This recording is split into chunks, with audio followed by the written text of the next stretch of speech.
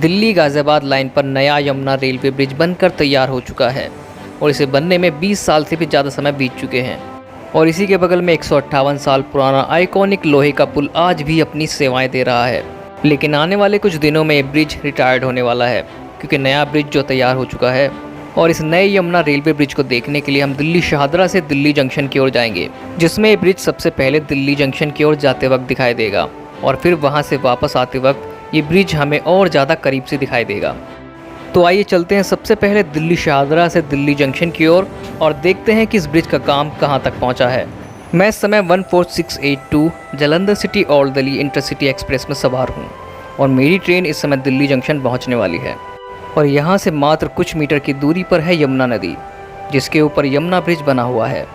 नए यमुना ब्रिज के अंदर से बिछाए गए ट्रैक्स नए अलाइनमेंट पर यहाँ तक पहुँच चुके हैं और अब इन्हें पुराने अलाइनमेंट में मर्ज करना बाकी है और यहीं पर इन ट्रैक्स को पुराने अलाइनमेंट में जोड़ा जाएगा। बगल में ही डीएमआरसी की रेड लाइन भी है, जहां पर मेट्रो साथ में ही दौड़ती रहती है।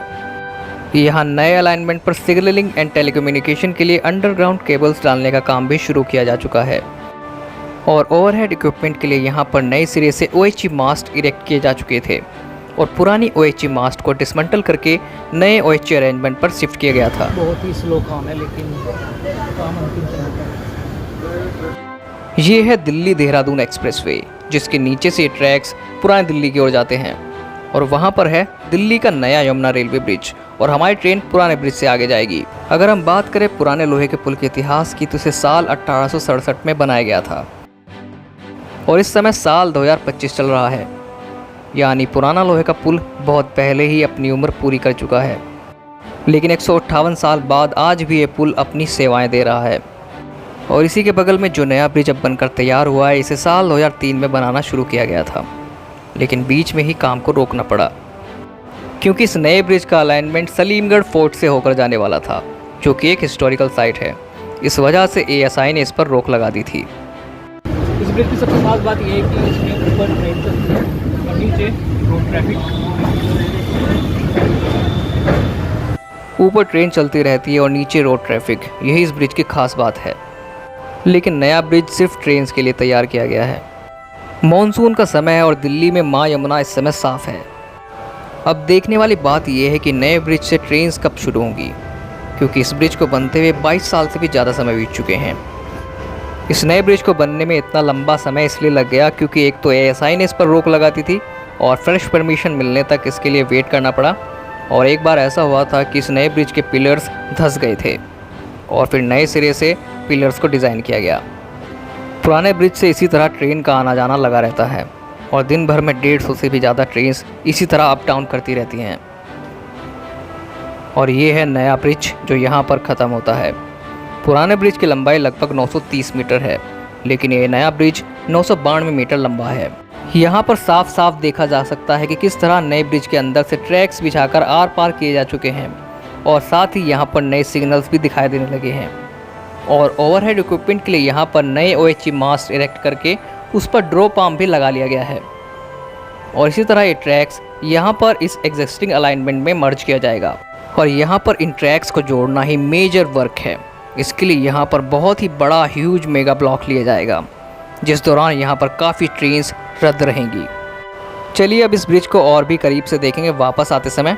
इस समय हमारी ट्रेन सलीमगढ़ फोर्ट और लाल किले के बीच से होते हुए पुरानी दिल्ली की ओर बढ़ रही है।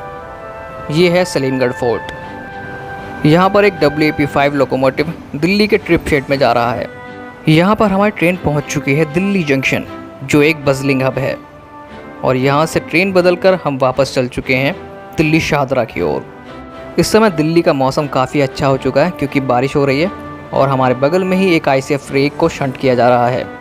दिल्ली में इस समय बारिश हो चुकी है और उधर से जब मैं आ रहा था तो काफ़ी ज़्यादा धूप थी, बादल थे हालांकि, लेकिन अब बरस चुका है तो थोड़ा मौसम ठंडा हो गया। मैं 14681 में सवार हूँ और अब देखते हैं यमुना ब्रिज यहाँ से कैसा दिखता है। उस तरफ सलीमगढ़ फोर्ट है और मेरे पीछे लाल किला है। पहले यमुना ब्रिज से जो ट्रैक आने वाले थे वो उस सलीमगढ़ फोर्ट को तोड़कर निकलने वाले थे, लेकिन ASI ने इस पर रोक लगा दी थी।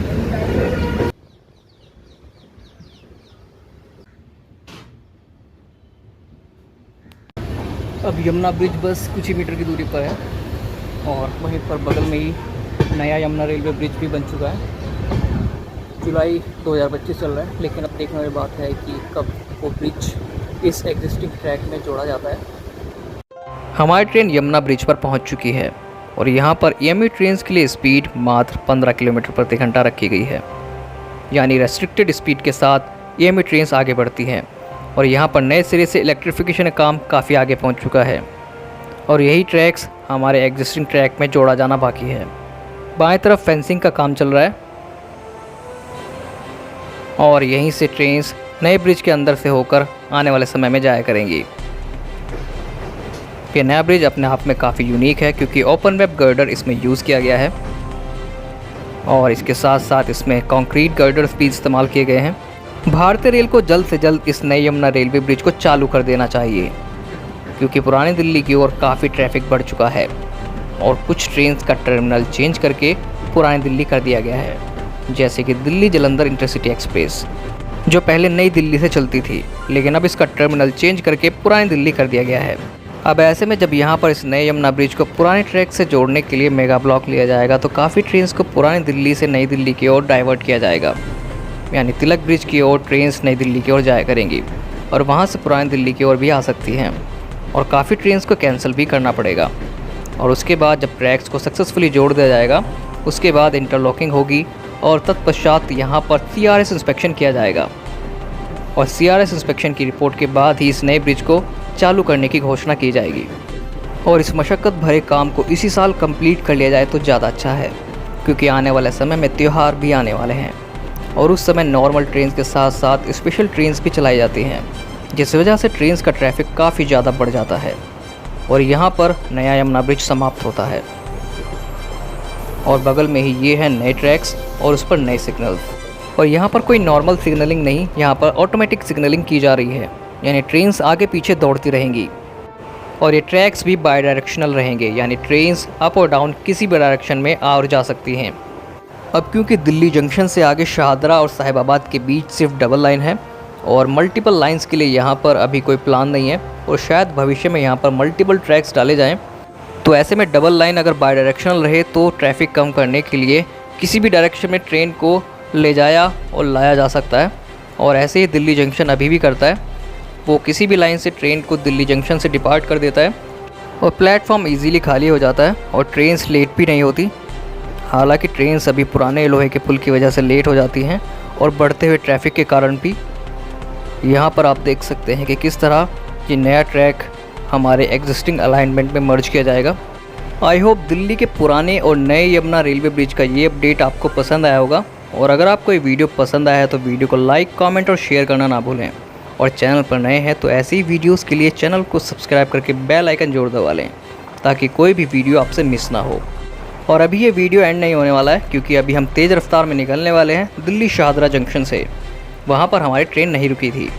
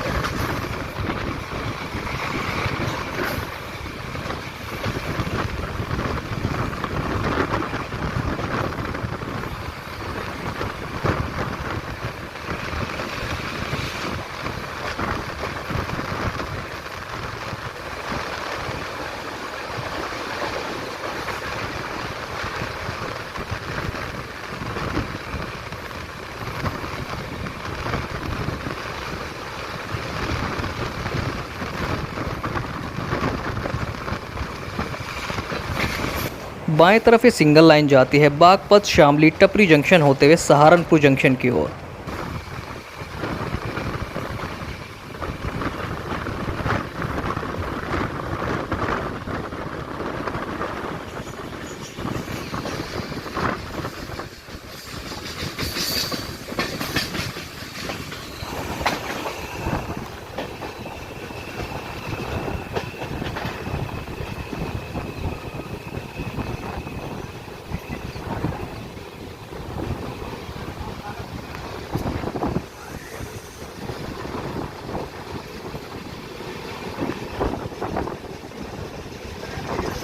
और ये लाइन भी शामली बागपत लाइन में जाकर मिलती है और इस लाइन को शाहदरा बाईपास कहते हैं।